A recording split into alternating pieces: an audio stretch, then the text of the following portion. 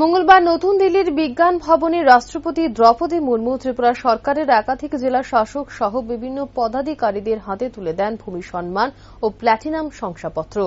রাজ্যের ৮টি জেলার মধ্যে ৭টি জেলা এই সম্মানে সম্মানিত হয়েছে।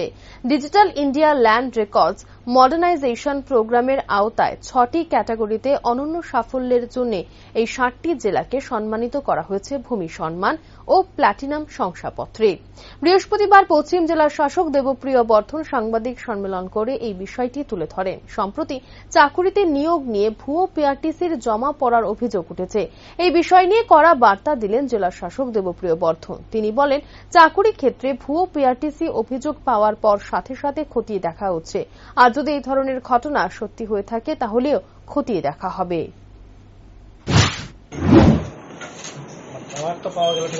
অ্যাওয়ার্ড এই কারণে তো বলছি, আপনাদের মেন দেখার লক্ষ্য হচ্ছে এটাই যে মানে অ্যাওয়ার্ড যে পেলাম এটা মানে এটা বড় কথা না। মেইন জিনিস হচ্ছে যে লোকের কি ধরনের সুবিধা আমরা এই অ্যাওয়ার্ডের মাধ্যমে মানে যে আমরা যে ডাইরেকশনে কাজ করেছি সেটা দিয়ে পেতে পারি। প্রথম কথা, আপনারা আগে যদি খতিয়ান দেখতে হতো একটা অপশন ছিল, আইদার আপনার কাছে হার্ড কপি খতিয়ানের যদি থাকে তাহলে আপনি দেখতে পারতেন, যদি সেটা না হয় তাহলে আপনাকে তহসিলে যেতে হতো খতিয়ান দেখতে হলে, আপনার নিজের খতিয়ানই দেখতে হতো।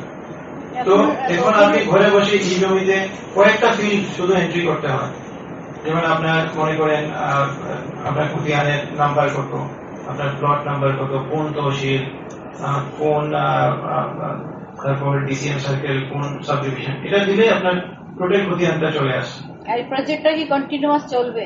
তো এটাতে আরো বিভিন্ন ধরনের কিছু কিছু কম্পোনেন্টে এটাতে কাজ হবে, বাট এই মূলত আমাদের এটা ৬টা মেইন কম্পোনেন্ট ছিল। এটা ইনিশিয়ালি এটা তো চলছে, প্রজেক্ট এখনো চলছে।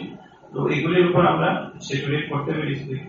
আর সেকেন্ড কথা হচ্ছে যেমন ম্যাপের ক্ষেত্রে আগে ম্যাপ আপনার তহসিলে যেতে হতো, তহসিলদারের এখানে গিয়ে ম্যাপ দেখতে হতো। তো ম্যাপ হার্ড কপি তো এখানে অ্যাভেলেবল না। এখানে হচ্ছে যে আপনার যদি ম্যাপ শিট নাম্বার আপনি লেখেন অটোমেটিক ওই ম্যাপটা চলে আসে। তাইলে অন্তত আপনি বুঝতে পারছেন যে আপনার প্লটের পাশে